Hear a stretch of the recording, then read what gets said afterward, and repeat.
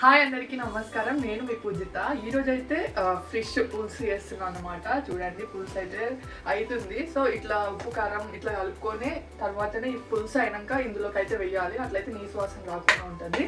And ఇంకొక విషయం ఏంటంటే ఆనియన్ ఉంటుంది కదా, ఆనియన్ అయితే మంచిగా కాల్చి వేసుకోండి. అండ్ ఉల్కా చేసేది ఉంటుంది కదా, సో దీనిపైన అయితే ఆనియన్ స్టవ్ పైన పెట్టేసి మంచిగా కాల్చుకోవాలి. అలా కాల్చుకోవడం వల్ల దాని టేస్ట్ అనేది ఇంకా ఇంక్రీజ్ అవుతుంది. ఒకసారి ట్రై చేయండి. ఇంతకుముందుకు మీరు ఇలానే చేస్తారా అని కూడా కామెంట్ చేయండి. వెనక కూడా సామాన్ అయితే అసలు కనిపించదు. ఎందుకు అంటే మేము ఇట్లా అయితే షిఫ్ట్ అవుతామని చెప్పాను కదా, సో అందుకోసం అని అన్ని తీస్తున్నాను కొన్ని. చూడండి చేపల పులుసు అయితే రెడీ అయిపోయింది. ఈ చేపల పులుసు అనేది నెక్స్ట్ డేకి ఇంకా చాలా టేస్ట్ ఉంటుంది. ఇంకో టిప్ ఏంటంటే చేపలు వేయగానే కలపొద్దు.